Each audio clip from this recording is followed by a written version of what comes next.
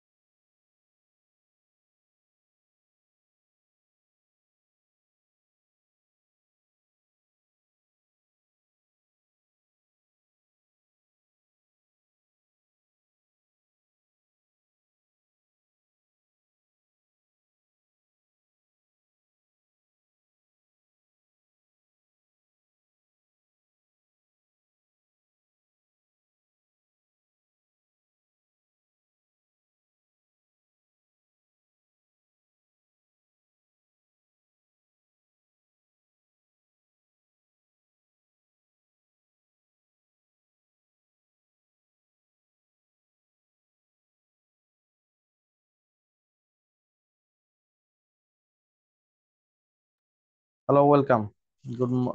Good night everyone. আমরা আজকে যে জিনিসটা আলোচনা করব সেটা হলো আমাদের বডি প্যারাগ্রাফ অর্গানাইজেশনের আরেকটা মেথড, সেটাকে আমরা বলছি পিল। PEEL, পিল। পিল কি? পিল দিয়ে একটা বডি প্যারা লিখে ফেলা যায়, হ্যাঁ। যেমন হচ্ছে, পি তে point, start your point, this will make a topic sentence for the paragraph. প্যারাগ্রাফের শুরু হবে হচ্ছে পি দিয়ে, পিল মানে কলা ছেলা আর কি। তো এই পিল দিয়ে শুরু হবে স্টার্ট ইউর পয়েন্ট। পি। ই কি? ই হচ্ছে আপনি এক্সপ্লেন করবেন আপনার পয়েন্টটা এবং গিভিং মোর ইনফরমেশন। এখানে আপনি ইচ্ছা করলে এটাকে এখান থেকে একটা গুরুত্বপূর্ণ পয়েন্ট, আপনার মূল পয়েন্টটাকে আপনি কি দিয়ে প্রশ্ন করবেন? হয় অথবা হাউ দিয়ে প্রশ্ন করবেন। এটা কিভাবে করা যায় আমরা একটু উত্তরটা নিব একটু পরে। আর ইতে হচ্ছে এক্সাম্পল, একটা বা দুইটা, ওয়ান অর মোর এক্সাম্পলস। আপনি ইচ্ছা করলে একটা এক্সাম্পল দিতে পারেন, ইচ্ছা করলে আরো একটা এক্সাম্পল দিতে পারেন। সেকেন্ড এক্সাম্পল ইজ, এভাবে বলতে পারেন। একটা এক্সাম্পল দেওয়ার পরে মানে আপনার একটা বডি প্যারা লিখতে হবে, তো অনেক বড় করে লিখতে হবে। যখন আপনার আইডিয়ার অনেক সংকট হয় তখন এই এক্সাম্পল মানে পিন মেথডটা খুবই অ্যাপ্রোপ্রিয়েট একটা মেথড। যখন আপনার আইডিয়ার সংকট, তার মানে একটা আইডিয়া দিয়ে আপনি পুরো এসটা লিখে ফেলতে পারবেন, মানে পুরো একটা বডি প্যারা লিখে ফেলতে পারবেন। আর এল হচ্ছে link. Link back to the topic to finish of the paragraph. মানে আপনি একটা ওভারঅল সেন্টেন্স বলবেন, এটাকে বলা হয় পিল। তাহলে পিল মানে হচ্ছে হলো পি, এটা হলো পিলের পয়েন্ট। আপনি যদি পারেন কেউ, তার একটা ছবি তুলে গ্রুপে সেন্ড করে দেন আর নিজেরা একটু পড়েন এই পয়েন্ট গুলো।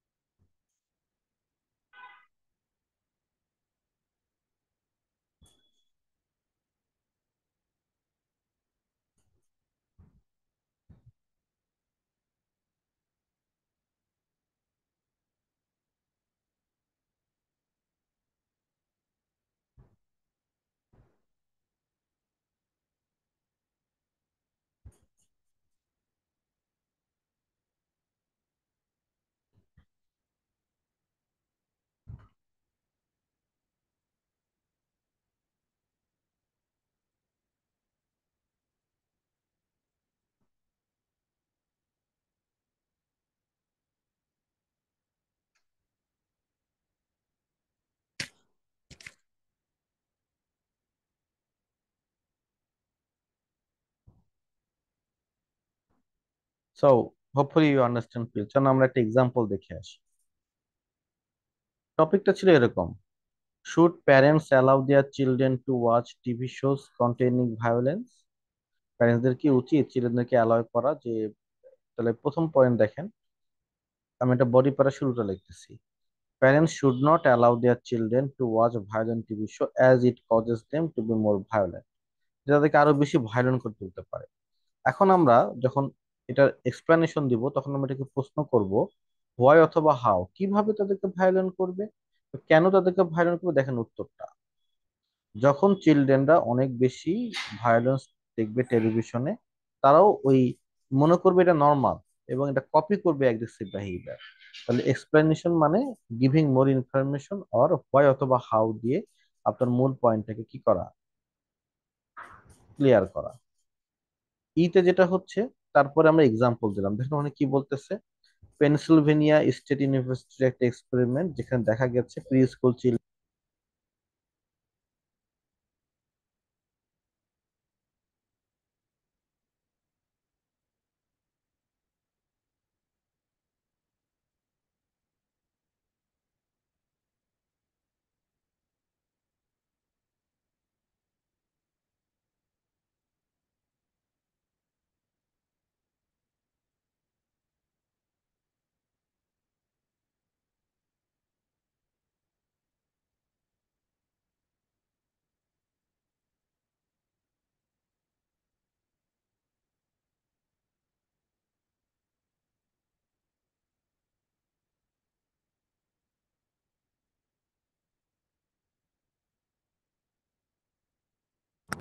হ্যালো, এখন সাউন্ড আছে?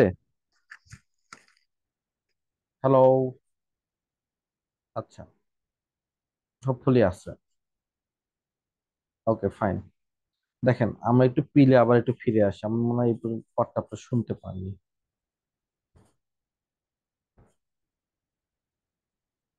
আচ্ছা, যা ধরেন, should parents allow their children to watch TV shows containing violence, এটা হচ্ছে আমাদের টপিক। এখন আমাদের পয়েন্ট কি? পয়েন্ট বলতেছি এটা তাদেরকে আরো মোর কি করে ফেলবে, ভায়োলেন্ট করে ফেলবে। হ্যাঁ। এক্সাম্পল, আমি হোয়াই এবং হাউ দিয়ে প্রশ্ন করলাম, তখন উত্তর যেটা বের হয়ে আসতো সেটা হচ্ছে যখন তারা ভায়োলেন্স দেখবে, তারা মনে করবে এটা নর্মাল এবং এটা অ্যাগ্রেসিভ বিহেভিয়ার গুলো কপি করবে। এক্সাম্পল হচ্ছে যে পেনসিলভেনিয়া স্টেট ইউনিভার্সিটি একটা এক্সাম্পল দিয়ে দিয়েছে, যে সমস্ত শিশুরা ভায়োলেন্ট টিভি দেখে তারা বেশি অ্যাগ্রেসিভ হয় যারা দেখে না তাদের তুলনায়। আবার এর সঙ্গে আপনি কিন্তু আর একটা এক্সাম্পল দিতে পারেন, এক্সাম্পলস মানে দুটো এক্সাম্পলস এখানে আসতে পারে। আর শেষে লিঙ্ক করেছি আমি ক্লিয়ারলি, প্যারেন্টসদেরকে অ্যালাউ করা উচিত না চিলড্রেনদেরকে ভায়োলেন্স মুভি দেখতে, কারণ এটা তাদেরকে আরো অ্যাগ্রেসিভ করে তুলবে। এইটাকে আমরা বলতেছি একটা র্যাপ পিল। এই মেথডেও আপনি একটা বডি প্যারাগ্রাফ লিখতে পারেন এবং that would be very very informative. যখন আপনার আইডিয়া মাত্র একটা থাকে তখন আমরা এটিকে এভাবে সাজাই। হ্যাঁ, একটা আইডিয়াকে মানে এক এক বডি পারে একটা আইডিয়াতে লিখে ফেলা আর কি, নাইস একটা জিনিস। কারণ আমরা এখানে একটা পিল লিখবো এবার। হ্যাঁ,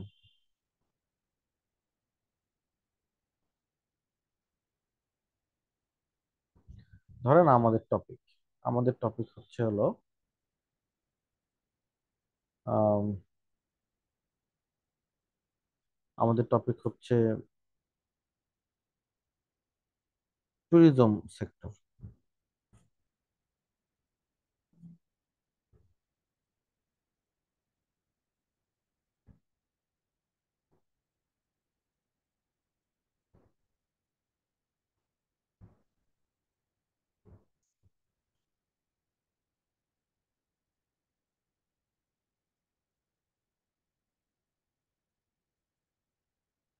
ট্যুরিজম, ধরেন আপনি প্রথম পয়েন্ট পক্ষের কথা বলতেছেন, ট্যুরিজম আমাদের কিভাবে হেল্প করে। তাহলে আপনি বলেন, সেটা হচ্ছে one main point is that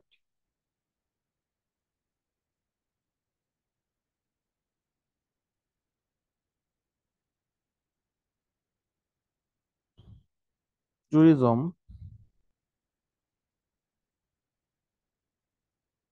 helps to build up,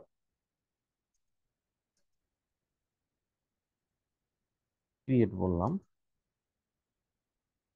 job opportunity for local people, full stop. এটা হচ্ছে আমাদের মেইন পয়েন্ট। ওকে, ক্লিয়ার। এখন আমি এটাকে প্রশ্ন করব হোয়াই অথবা হাউ দিয়ে কিভাবে। তাহলে আমরা কিভাবে এর উত্তরটা আমাদের নেওয়া দরকার, কিভাবে হবে। যেমন হচ্ছে ধরেন, যখন একটা এলাকায় ট্যুরিজম বাড়ে, টুরিস্টরা আসা শুরু করে, তখন লোকাল পিপুলরা অনেক ধরনের বিজনেস সাথে কি হয়, গেট ইনভলভ হতে পারে। তাহলে আমরা লিখলাম when tourism is expanding in an area,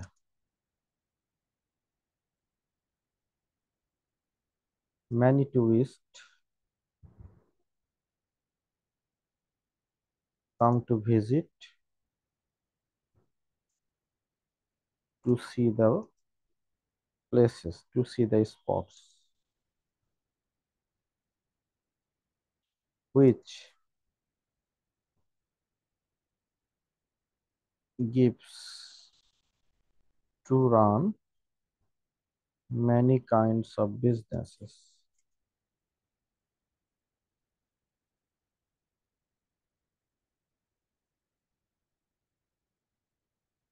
Many kind of businesses, like হতে পারে ট্রাভেল এজেন্সির,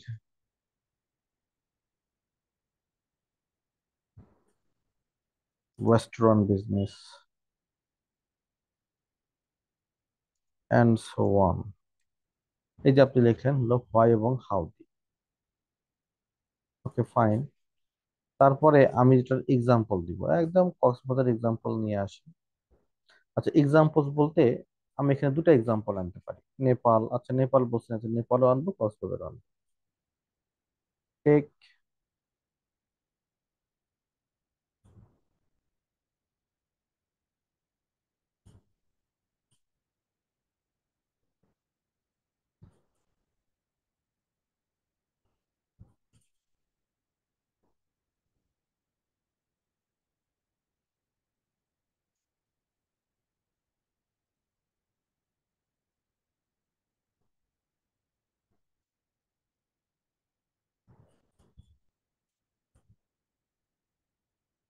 এক্সাম্পল, হ্যাঁ। সেখানে বলবো যে আনএমপ্লয়মেন্ট প্রবলেম ড্রাস্টিক্যালি রিডিউস করেছে ট্যুরিজম এক্সপ্যান্ড হওয়ার কারণে।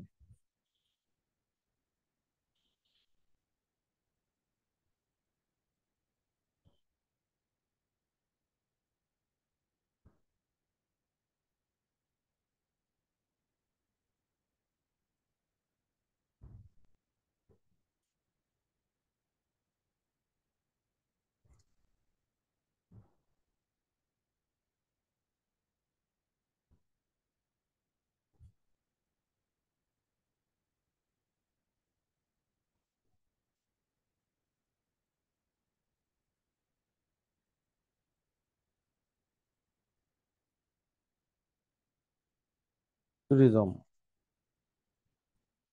Resulting in reducing crime, reducing poverty. দেখছেন, একটা এক্সাম্পল দিয়ে দিলাম কক্সবাজার, আমি আরো একটা এক্সাম্পল দিই চলেন। এটা কিন্তু ইচ্ছা, একটা এক্সাম্পল দুটো এক্সাম্পল। সেকেন্ড এক্সাম্পল ইজ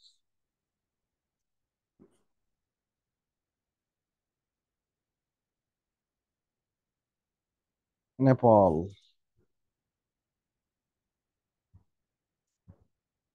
নেপালে কি হচ্ছে দেখেন, নেপালে যেটা হয়েছে ট্যুরিজমের কারণে এখন ওদের প্রায় পভার্টি থেকে পুরো এই অঞ্চল বেরিয়ে আসছে, ইকোনমিক বুস্ট আপ হয়েছে, হ্যাঁ। যেমন আমরা দেখলাম তাহলে this country has experienced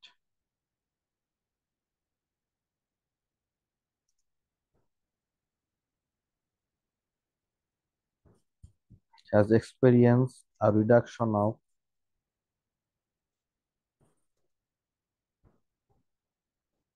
unemployment problem, job crisis, job crisis, job crisis,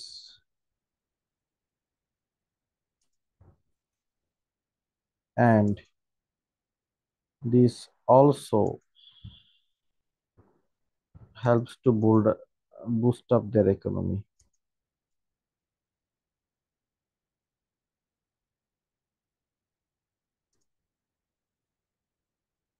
ব্যাস, এটা আপনি এক্সাম্পলে দিয়ে দিলেন, হ্যাঁ।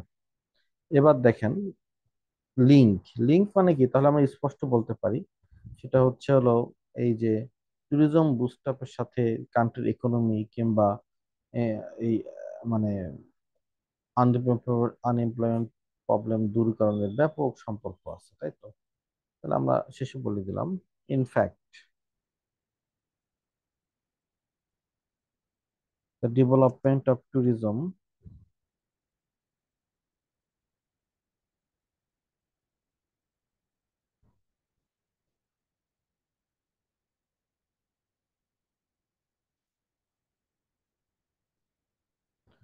tourism is closely related to,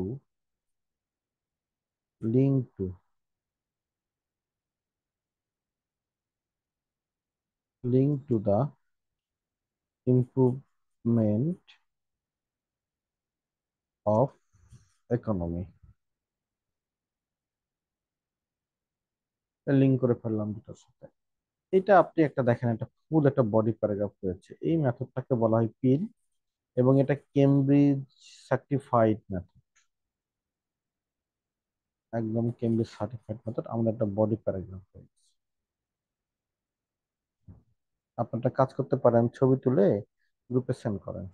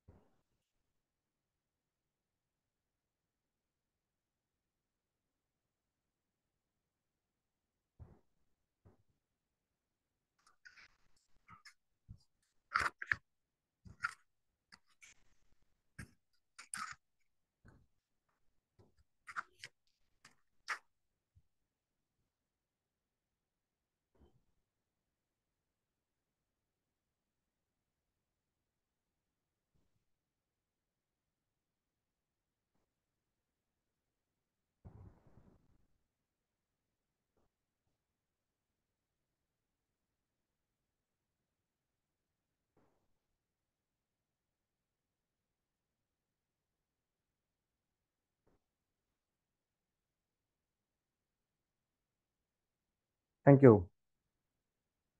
চলেন এবার আমরা একটা পিল দেখব। পিলটা আপনারা লিখবেন, এখানে লেখা আছে বাংলায়। যেমন দেখেন পিল আমি তৈরি করে দিয়েছি। চিড়িয়াখানার প্রধান কাজ হচ্ছে আনন্দ দেওয়া, এটা আপনার মূল পয়েন্ট। তারপর আমরা বলছি কি, যখন শিশুরা চিড়িয়াখানায় যায় তারা বিভিন্ন ধরনের পশু পাখি দেখে অনেক বেশি আনন্দ লাভ করে।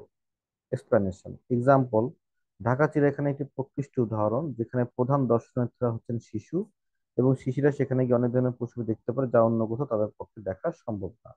যদি ঢাকা চিড়িয়াখানা না থাকতো তাহলে ঢাকা শহরের শিশুরা অনেক পশু পাখি সচক্ষে দেখতে কি পারতো না। বা এটাকে আপনি বলেন যে আরেকটা সেকেন্ড এক্সাম্পল এটা, যদি সেকেন্ড আরেকটি পক্ষ হচ্ছে ঢাকা চিড়িয়াখানা না বলে, ধরেন হচ্ছে আপনি চায়নার কথা বলতে পারেন। চাইনিজ চায়না ন্যাশনাল চিড়িয়াখানা যদি না থাকতো তাহলে চায়নার শিশুরা অনেক পশু, চায়নার শিশুরা, সহজ কথা বলেন, চায়নাতে তো ইয়া নাই, ক্যামেল নাই, অনেক পশু পক্ষী না দেখে ডাইরেক্টলি এক্সাম্পল হিসেবে বলেন যে ক্যামেল, ক্যামেল দেখার কখনো দেখতে পারতো না। তাহলে অ্যানাদার সেকেন্ড এক্সাম্পল হচ্ছে চায়না। কাজেই শিশুদের জন্য চিড়িয়াখানা একটি অত্যাবশ্যক জায়গা। সুন্দর একটা তৈরি হয়েছে পিল। হ্যাঁ, তো আপনার কাজ হচ্ছে এই পিলটা লিখে আমাকে জমা দেওয়া। এখন বাজে 9টা 52, 10টার মধ্যে। হ্যাঁ, সবাই বাংলা দিয়ে দিলাম, এটাকে ইংলিশ করে আমাকে চ্যাট বক্সে দিবেন, আমি ফিডব্যাক দিব, face to face feedback. Let's go, practice করে আমাকে দেন।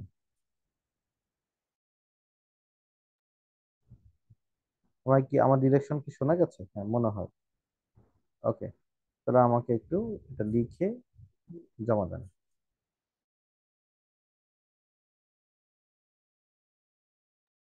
হ্যাঁ, জু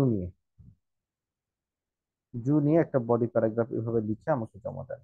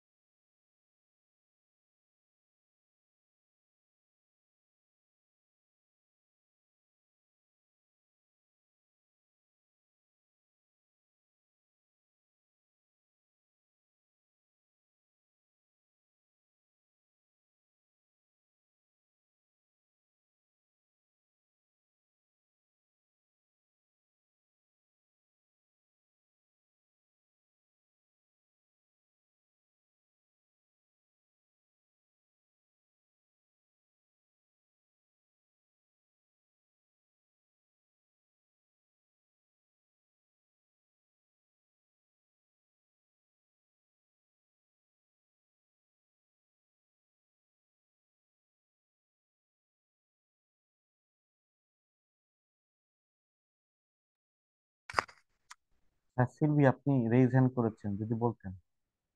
হ্যালো, আসসালামু আলাইকুম ভাইয়া। বলেন। আহ, ভাইয়া, এই যে আমার তো একটু মানে জয়েন করতে করতে লেট হয়ে গেল, তো এইটা কি হচ্ছে শুধু ট্রান্সলেট করতে হবে আর কিছু না? মানে এই ইয়ে অনুযায়ী, সিকোয়েন্স অনুযায়ী যেটা দেওয়া আছে? জি জি, পিল পিল অনুযায়ী, যে এটাতে একটা বডি প্যারা লিখে আমি আপনাদেরকে আইডিয়া ও, গুলো দিয়েছি। আচ্ছা, তাহলে কি করতে হবে? মানে জু নিয়ে একটা ইয়ে লিখতে হবে? জু নিয়ে একটা বডি প্যারা লিখতে হবে, আপনি লেখার চেষ্টা করেন, সবার পরে সেন্ড করেন, অন্যদের গুলো আগে একটু দেখে নেন।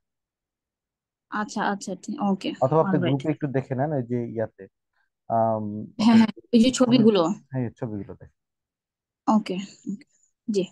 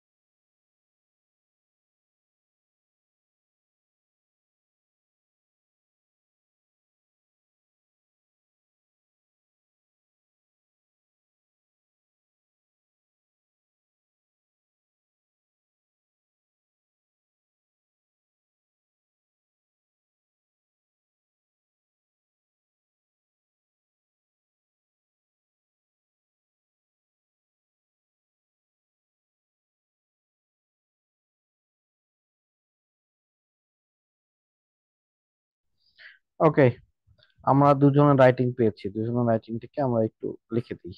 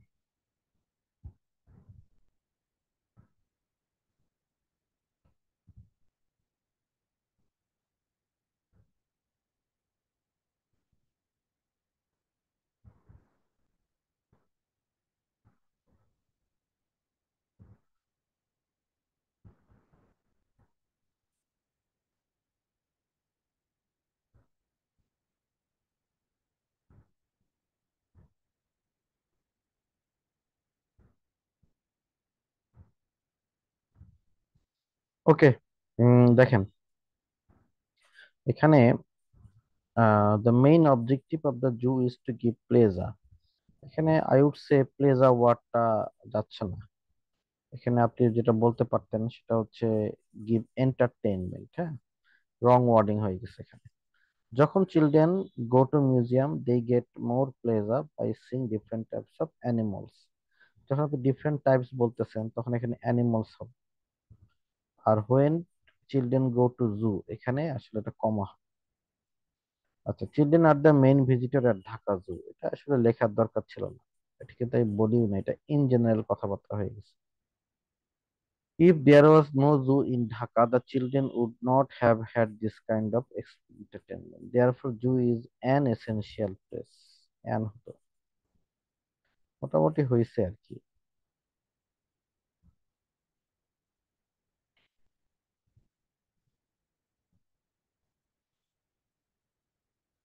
নেক্সট আসি আমরা আরেকটা ফিডব্যাকে।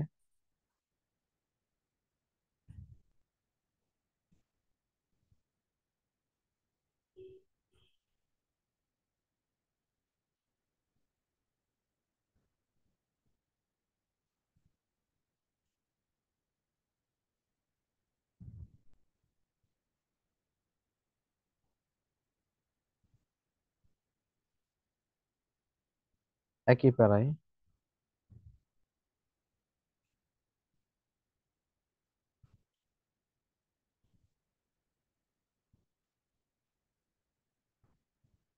The zoo's main work is to, work হয় না, টাস্ক হতে পারে। গিভ প্লেজার, প্লেজারটা মানছি না, এন্টারটেইন করা। গুড। ঢাকা চিড়িয়াখানা zoo can be an example. Fine.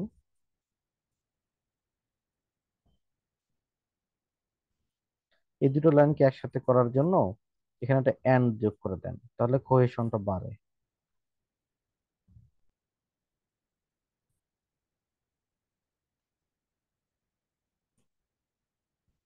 এখানকার টেন্সটা ঠিক হয়নি, বা এই টেন্সটা কি হতে পারে সেটা নিয়ে আমরা একটু পরে ডিসকাস করব।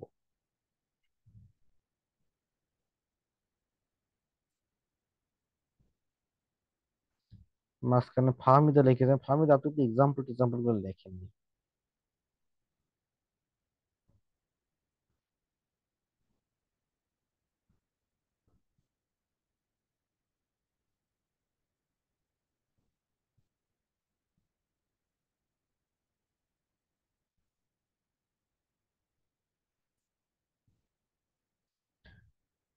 Zoo plays an in vital role. Okay, this is because when children visit zoo, they can see. Okay, yet কিন্তু, কিন্তু একটি জায়গাটা মিলছে না।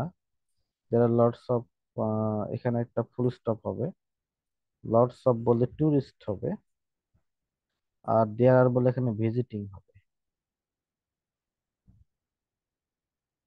আচ্ছা, যেটা নিয়ে আলোচনা করতেছিলাম, ধরেন আমরা যখন কোনো অতীতের বিষয়কে উল্টাই দিব তখন আমাদের স্ট্রাকচারটা কি হবে।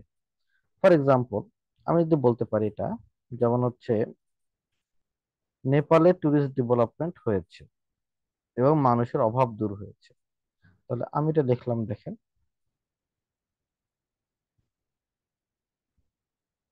In Nepal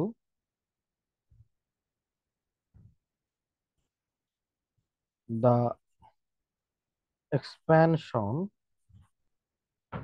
of tourism has led to the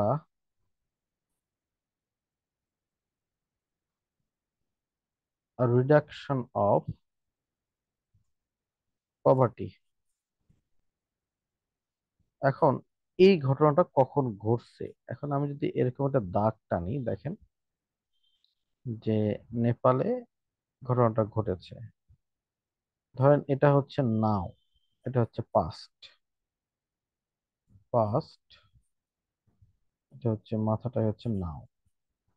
তাহলে এই ঘটনাটা আবার কখন ঘটেছে, দেখেন এই ঘটনা কিন্তু ঘটেছে এই জায়গায় পাস্টে, মানে অলরেডি এটা ঘটে গেছে।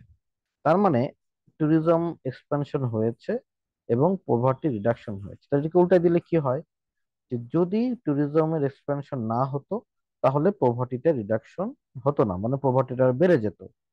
তাহলে এটাকে আপনার উল্টাই দিতে হবে। উল্টাই দিতে গেলে আপনাকে যে ফরম্যাটটা ইউজ করতে হবে সেই ফরম্যাটটা আমরা শিখি, চলেন। এটাকে আমরা বলি থার্ড কন্ডিশনাল। এটাকে আমরা বলতেছি third conditional. Third conditional is important. দেখেন থার্ড কন্ডিশনের ইয়েটা কি হতে পারে, রুলসটা কি হতে পারে। থার্ড কন্ডিশন রুলসটা হলো এরকম: if plus past perfect plus would have plus V3 ভার্বের 3, এই ফরম্যাটে ফেলে আপনাকে এইটাকে সলভ করতে হবে, এই ফরম্যাটে ফেলে। তাহলে আমরা ওই উপরে যেটা আছে সেটাকে কিভাবে লিখবো, দেখেন আমাদের বলি যে যদি নেপালে ট্যুরিজম ডেভেলপমেন্ট না হতো তাহলে ইফ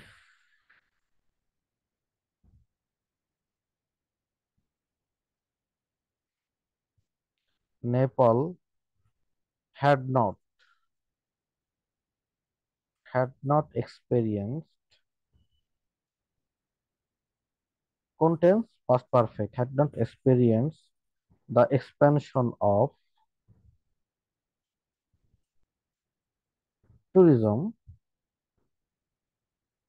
comma, তাহলে পভার্টিটাতে রিডাকশন হতো না।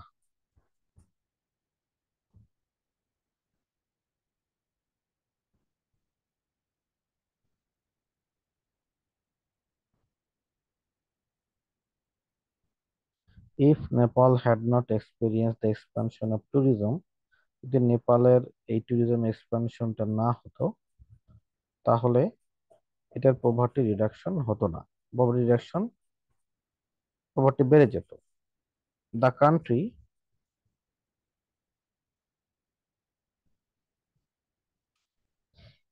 Could have witnessed more poverty. দেখছেন, এই যে উল্টাই দিলাম, এটা কিন্তু একটা খুব অ্যাডভান্স স্ট্রাকচার। ব্যান্ড 7 পাওয়ার জন্য এটা আসলে লিখতে হবে আর কি। এটা একটা এক্সাম্পল। তাহলে এটাকে আমরা কিন্তু এই ফরম্যাটে ফেলে করতে হবে। এটা হলো আম, আপনার হচ্ছে সেকেন্ড কন্ডিশনাল সেন্স। এটা ছবি তুলে গ্রুপে সেন্ড করেন তো।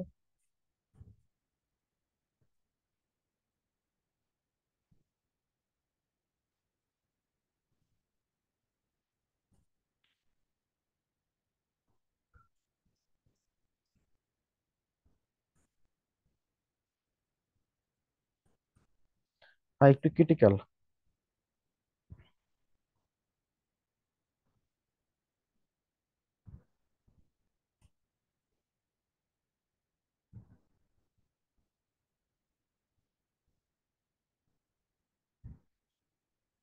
লেটস গো, দেখেন আমরা এটার দিকে একটু যাই। সেটা হচ্ছে,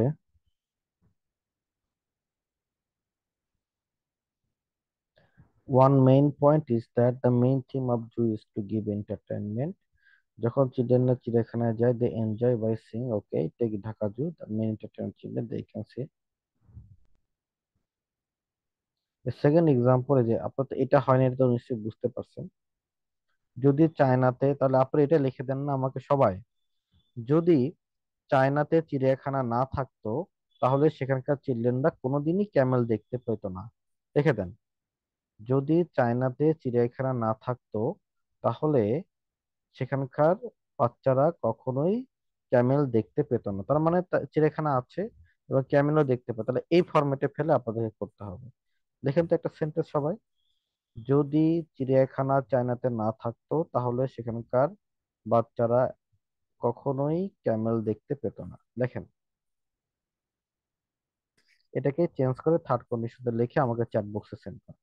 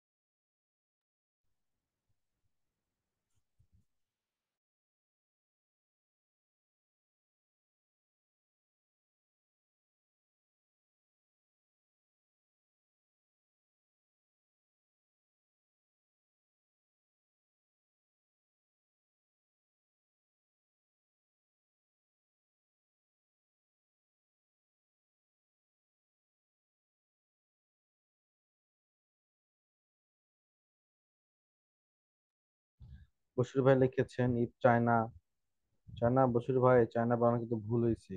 এই গ্লোবালাইজেশনের যুগে চায়না বানান ভুল করলে কিন্তু এটা ভাত জুটবে না। If China had not had any Jew, children could not have হবে না তো, could not have been any opportunity to see animals.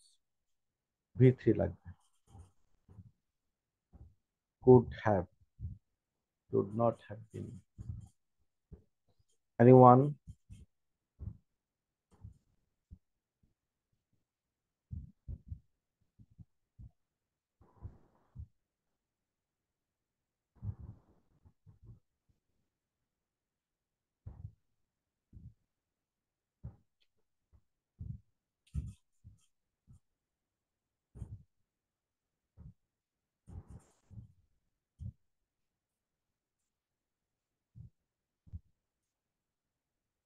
তাহলে আমি উত্তরটা বলি, দেখেন।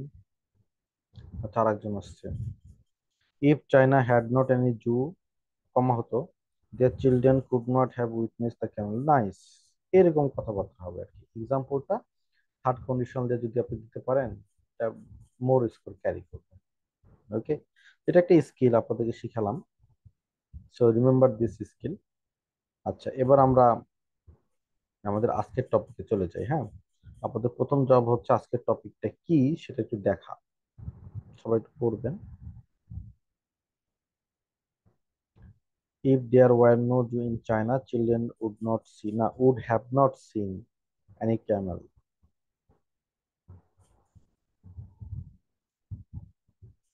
ওকে, look at us today's topic. আমরা অনেকে ওভার ফিশিং নিয়ে মাছে ভাতে বাঙালি। আজকের টপিকটা হচ্ছে মাছে ভাতে বাঙালির topic. Over fishing of the world threaten many species and is putting the livelihood of millions of people around the world at risk. What are the causes of this problem and what can be done to prevent it from happening? এটা কি করা যেতে পারে, problem কি, এই প্রবলেমের cause কি, এবং এই প্রবলেমের সলিউশন কি। বেসিক্যালি এটা আমরা একটা হোমওয়ার্ক দেবো আর কি। আপনারা লিখে দিবেন, আমরা একটা ফিডব্যাক দেবো। তাহলে আমরা যদি এটা ইন্ট্রোডাকশন লিখতে চাই তাহলে আমাদের জবটা কি হবে দেখেন। ইন্ট্রোডাকশন লেখার জব আমরা নোট ইট ডাউন করবো সবাই। ইন্ট্রোডাকশন লেখার জন্য আমাদের যা করতে হবে সেটা হচ্ছে এই লাইনটাকে প্যারাফ্রেজ করা লাগবে। এই লাইনটাকে প্যারাফ্রেজ করতে হবে। দেন আমাদের আরেকটা কাজ আছে, সেটা হচ্ছে কি, এই প্রশ্নের উত্তরটা দেওয়া লাগবে। What are the causes of this problem. Next job হচ্ছে আমাদের সলিউশনের একটা লাইন লেখা লাগবে। ঠিক আছে, তাহলে আমাদের জব হচ্ছে তিনটা। একটা হচ্ছে উপরের লাইনের প্যারাফ্রেজ, আর এই প্রশ্নের উত্তর এবং এই প্রশ্নের উত্তর। আমরা মোটামুটি একটা স্ট্রাকচার নিতে পারি এটার জন্য। সেটা হতে পারে যে আমরা শুরু করব কিভাবে। শুরু করব সিম্পলি, যদি আমি আপনাদের জায়গায় হই তাহলে লিখবো যে ওভার ফিশিং দিয়ে একটা সেন্টেন্স লিখবো। এই লাইনটাকে প্যারাফ্রেজ করে লিখবো। তাহলে আমি লিখলাম, দেখেন, দিস ডেইজ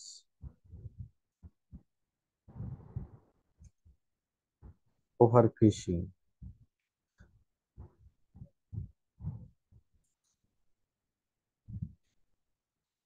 ফিশিং দিয়ে সেন্টেন্সটা শুরু করবো। এবার আমার কাজ কি, what are the cause of this problem, এটার একটা কি নেওয়া। দ্য রিজনস ইনক্লুড, লাস্ট ক্লাসের ভিডিও দেখেন তাহলে আরো ক্লিয়ার হবে। ওটা ছিল প্রবলেম সলিউশন, এটা কজ সলিউশন এটা। তারপরে উত্তর, সলিউশনের উত্তর, হাউ এভার। এটা আপনি হাউ এভার দিয়ে, এটা আপনার লাস্ট ক্লাসের ভিডিওতে আছে। হাউ এভারের পরে আমরা কি লিখবো, তারপরে ওইখান থেকে লাস্ট ক্লাসের ভিডিও দেখে বা যারা ক্লাব ভিডিও দেখতেছেন তারা ক্লাস করে এখানে এই জায়গাটা লিখবে। এটা আপনাদের জব। হ্যাঁ, তাহলে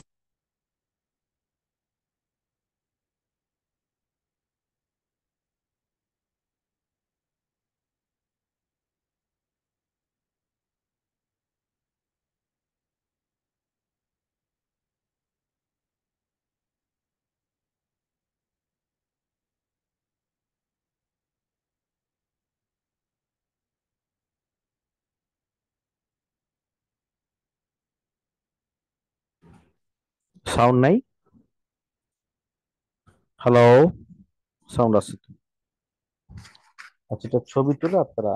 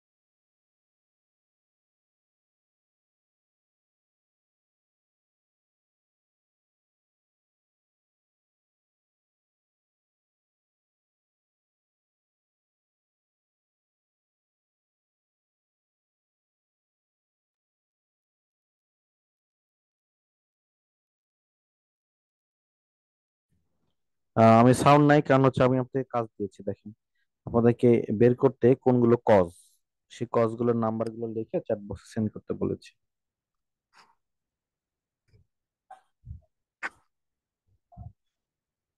আপনারা ওই আপনাদের জব হচ্ছে কি এখানে কোনগুলো কজ সেটা।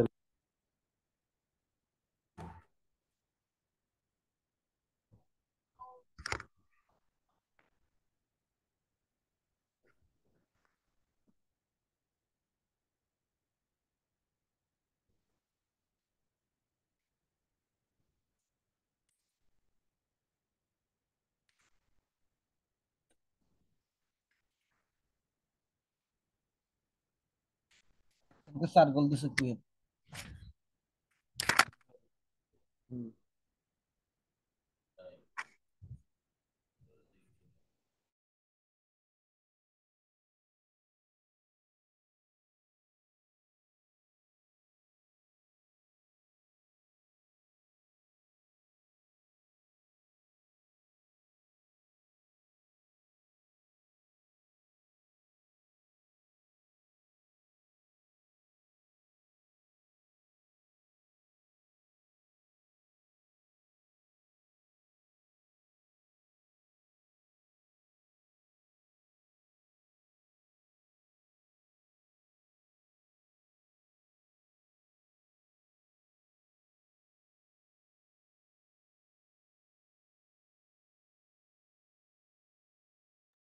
ওকে, শোনা যাচ্ছে হোপফুলি।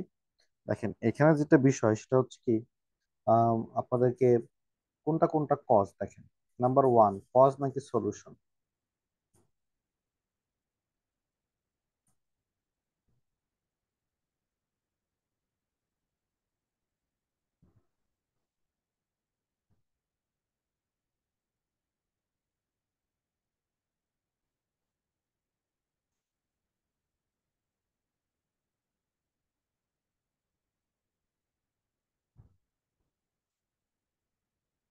ওকে, দেখেন বডি পেয়ার আমরা তাহলে কিভাবে লিখবো। ধরেন প্রথম কজটাকে আমি নিলাম,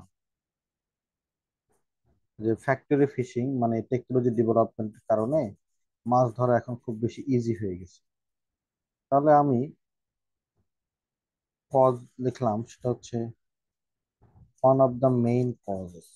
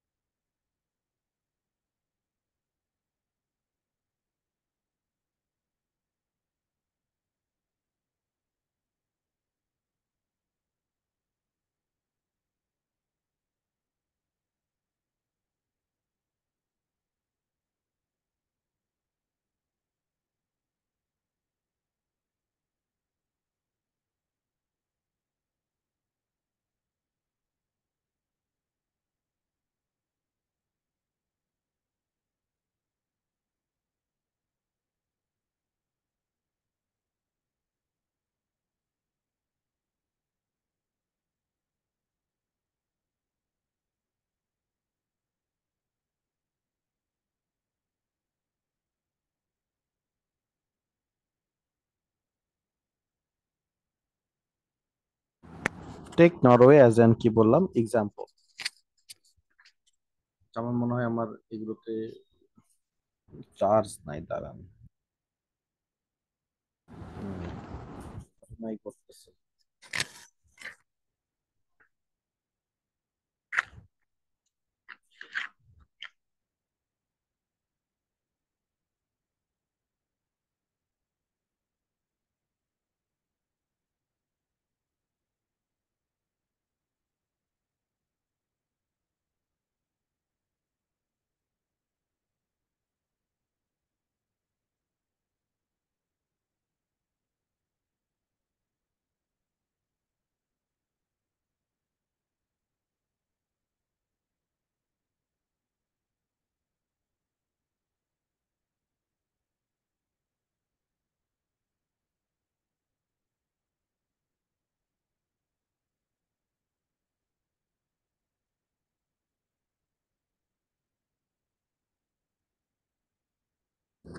হ্যালো, এখন শোনা যাচ্ছে না?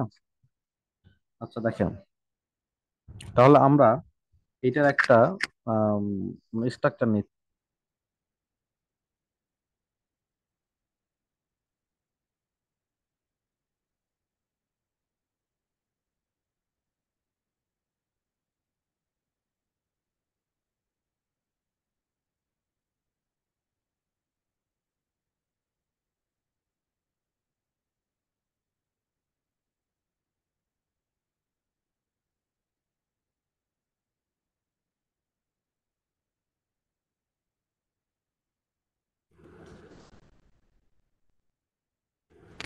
হ্যালো। হুম। দেখেন, আমরা বাসায় লেখার জন্য একটা স্ট্রাকচার নিচ্ছি এখান থেকে। সেটা হচ্ছে সাউন্ড না শোনা গেলে কিন্তু আপনারা আমাকে ইয়াতে বলবেন, চ্যাটে বলবেন, তাহলে আমি এর সঙ্গে সঙ্গে চেঞ্জ করব। আচ্ছা, there are many causes of over fishing, with the main one being that factory fishing এটার জন্য ইজি করে ফেলেছে। নরওয়েতে কি হয়েছে দেখেন, নরওয়েতে এত উন্নত টেকনোলজি, মানে এই যে ফিশিং এর জন্য যে সমস্ত এই হুল ইউজ করে কিংবা যে সমস্ত ইকুইপমেন্ট ইউজ করে, এগুলো অনেক ইমপ্রুভ হয়েছে।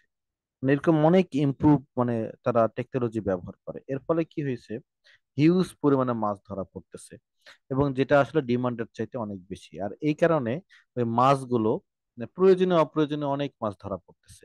এই কারণে অনেক দেখা যায় যে, মানে আপনার হচ্ছে অ্যানিমাল, অনেক সি ক্রিয়েচার্স কিসের মধ্যে পড়ে গেছে, হুমকির মধ্যে পড়ে গেছে। তাহলে আমরা বলি যে এখানে আমরা বলবো ইকুইপমেন্টের কথা। ইকুইপমেন্ট তারা ইউজ করতেছে, অনেক অ্যাডভান্স ইকুইপমেন্ট ইউজ করতেছে।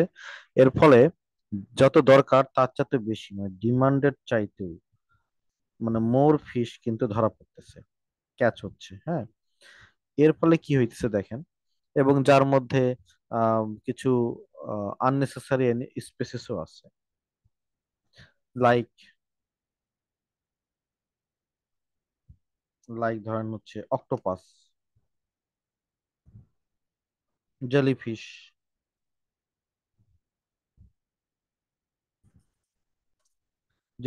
এগুলো কি হয়ে যাচ্ছে, বিলুপ্ত হয়ে যাচ্ছে।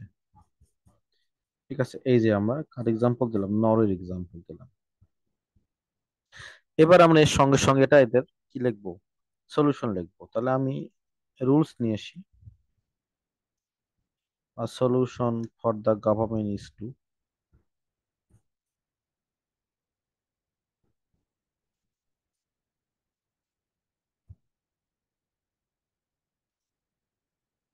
bring in a law, আইন করতে হবে কি করার জন্য, এই ওভার ফিশিংটাকে প্রতিরোধ করার জন্য। হ্যাঁ, এক্সাম্পল নেন।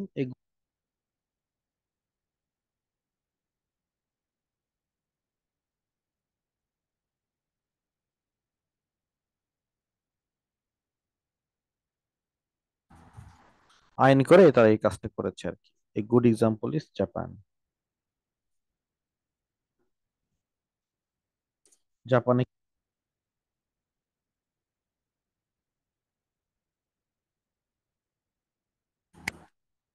তাহলে এটা হতে পারে আপনার প্রথম বডি প্যারাগ্রাফের কি ফরম্যাট।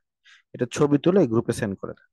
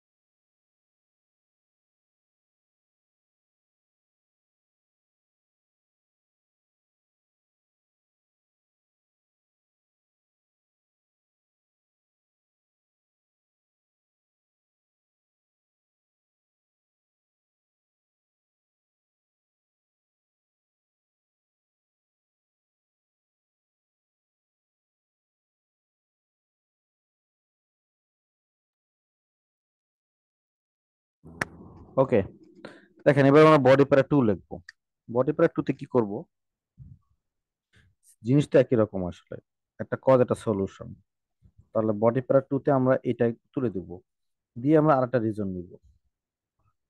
ধরেন আমরা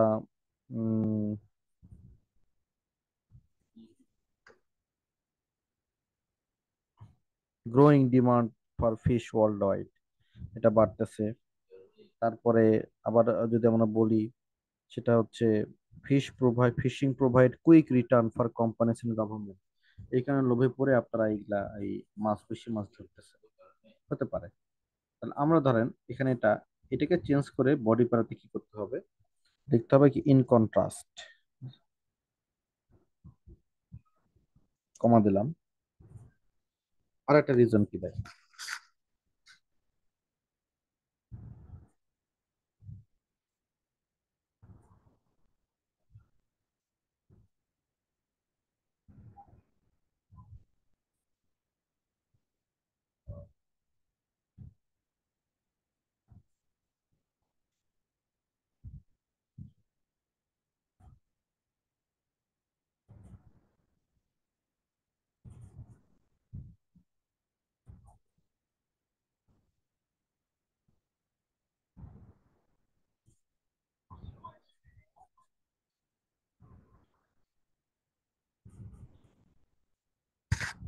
অ্যানাদার মেইন রিজন হচ্ছে quick return that many companies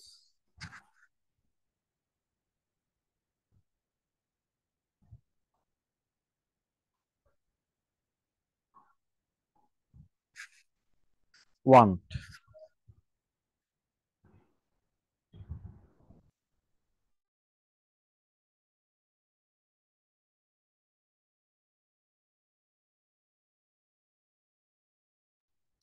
ওকে, তাহলে এখন এর ফলে কি হচ্ছে দেখেন, এবার ডোমিনো ইফেক্ট তৈরি করি। অ্যাজ এ রেজাল্ট কি হচ্ছে?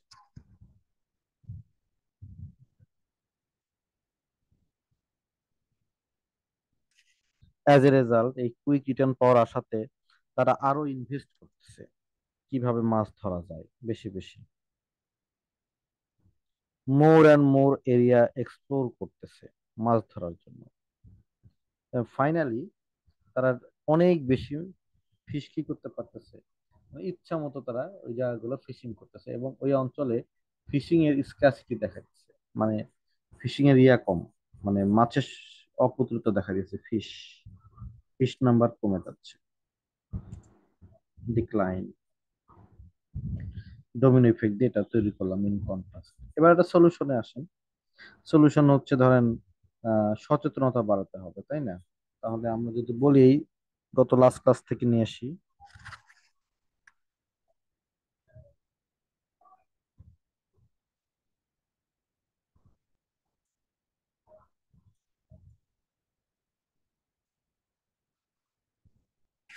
this problem could be addressed by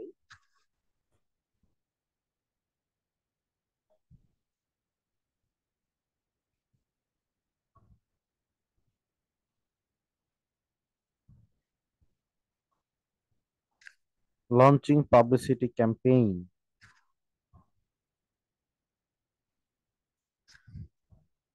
in the media so that তারা যেন মাছ টাছ আসলে কম ধরে। এটা এক্সাম্পল বাংলাদেশকে নিয়ে আসবে। বাংলাদেশে কেন ইলিশের জাটকা আমাদের ইয়ে হয়ে গেছে না, কমে গেছে না?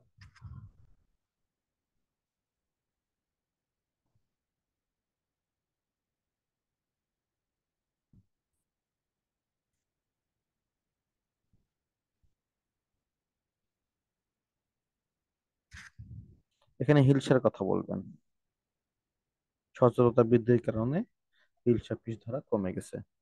আর কনক্লুজন আপনাদের উপরে, কনক্লুজন আপনারা লিখবেন হচ্ছে, গত লাস্ট ক্লাসের ভিডিও দেখবেন, যে কনক্লুজনে আমাদের কি কি বিষয় আছে।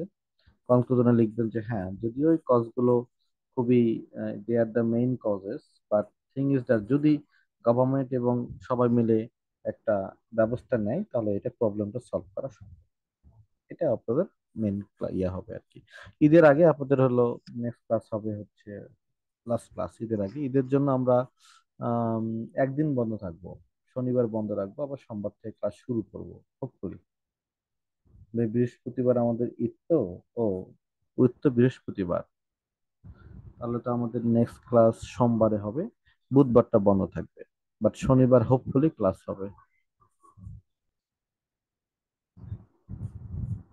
ঠিক আছে, আর কোনো কথা থাকলে বলতে পারেন। আজকের ক্লাস এখানে আমি শেষ করব, বাট আপনাদেরকে কিন্তু এটা লিখে আমাকে সেন্ড করতে হবে।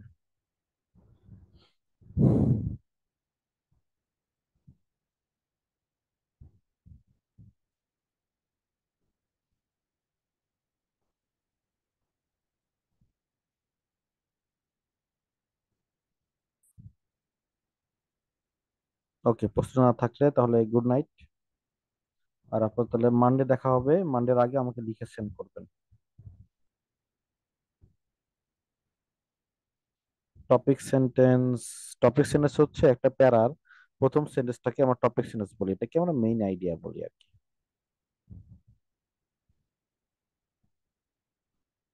যেমন এই প্যারার মেইন সেন্টেন্স হচ্ছে হলো ওই যে ফার্স্ট সেন্টেন্সটা, quick return that many families want. Okay, so thank you তাহলে।